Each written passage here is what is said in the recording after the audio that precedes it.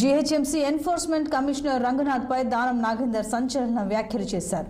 ఆయనకు కొత్తగా వచ్చిన పదవి ఇష్టం లేనట్లు ఉందని, అందుకే తనపై కేసు పెట్టారని ఆరోపించారు.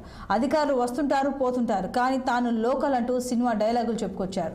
నందగిరి హిల్స్ హూడా లేఅవుట్లో ప్రజలకు ఇబ్బంది కలుగుతోందని తాను అక్కడికి వెళ్లానన్నారు. జరిగిన విషయాన్ని ఐపీఎస్ రంగనాథ్ దృష్టికి తీసుకువెళ్లానని తెలిపారు.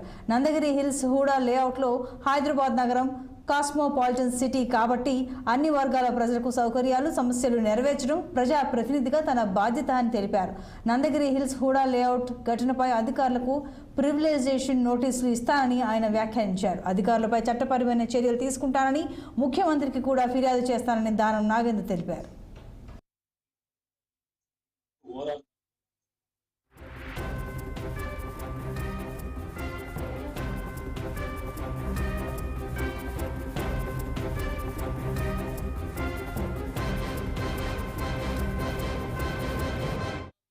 డిపార్ట్మెంట్ వరంగా అది ఉంటే అక్కడ మీరు ఎవరిని ఇన్వాల్వ్ చేయలేదు.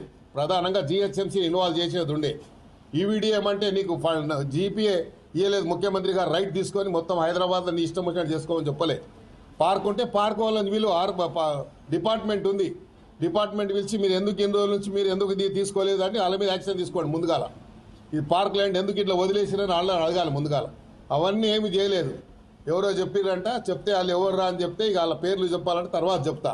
ఎక్కడ చెప్పాలో నేను ప్రివిలేజ్ మోషన్ నోటీస్ ఇస్తున్నా కాబట్టి ప్రివిలేజ్ మోషన్ ఇచ్చినప్పుడు ఏ డిపార్ట్మెంట్ వాళ్ళు సోమోటోగా కేసు పెట్టించారో దాని మీద నేను మాట్లాడతాను. నేను ఆల్రెడీ ముఖ్యమంత్రి గారి ఆఫీస్కి నేను జరిగిన సంఘటన అంతా పంపించాను.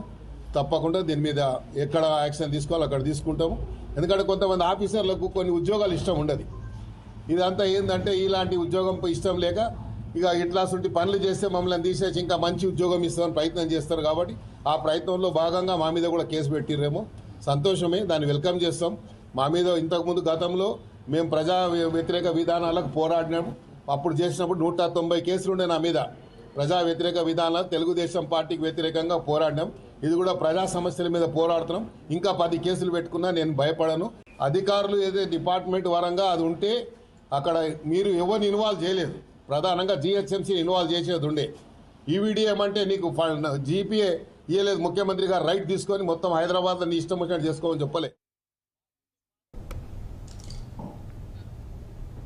ఇవి బులెటిన్ అప్డేట్.